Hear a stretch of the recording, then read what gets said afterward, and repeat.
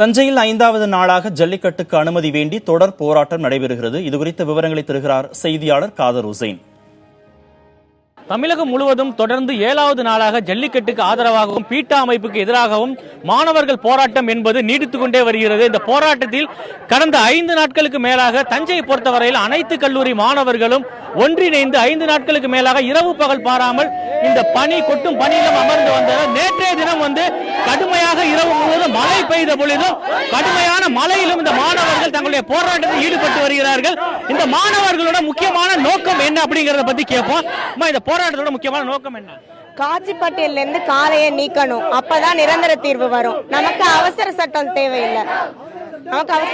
தேவையில்லை, நிரந்தர தீர்வு மட்டும்தான் வேண்டும். அது வந்தா மட்டும்தான் நாங்க போராட்டத்தை கைவிடுவோம். அதாவது தற்போதுள்ள சூழ்நிலையில் ஜனாதிபதி அந்த காட்சிப்பட்டியல் நீக்குவதற்கான நடவடிக்கை எடுத்துக்கிட்டு இருக்கோம். அதே மாதிரி ஜல்லிக்கட்டு நடத்துவதற்கான ஏற்பாடும் நடந்துட்டு இருக்கு அப்படின்னு சொல்லி மாநில அரசு சொல்லுது. மாணவர்கள் போராட்டத்தை கலைஞ்சு போங்கன்னு சொல்றாங்க. அதை குறித்து நீங்க என்ன பாக்குறீங்க? இது இப்போ நீங்கள் சொன்னதை வச்சு பார்த்தீங்கன்னா இப்போ நாங்கள் இப்போ கையெழுத்து போட போகிறோம் அப்படின்னு தான் சொல்லியிருக்காங்க. இன்னும் போடலை. கையெழுத்து போட்டதுக்கு அப்புறம் அதை பற்றி பார்க்கலாம். ஜல்லிக்கட்டு என்பது ஒரு பாரம்பரியமான விளையாட்டு. இதில் காட்சிப்பட்டியலில் காளையை சேர்த்தது என்பது ஏற்றுக்கொள்ள முடியாது. பல நாடுகளில் போட்டி என்ற பெயரில் காளைகளை கொல்லக்கூடிய அந்த சூழ்நிலையில் தமிழகத்தில் இந்த காளை என்பது ஒரு கடவுளாக மின்பிக்கப்படுகிறது. இந்த சூழ்நிலையில் இந்த ஜல்லிக்கட்டை தடை செய்வது என்பதை ஏற்றுக்கொள்ள முடியாது. காட்சிப்பட்டியலில் இருந்து நீக்க வேண்டும் என்கின்றனர் இங்குள்ள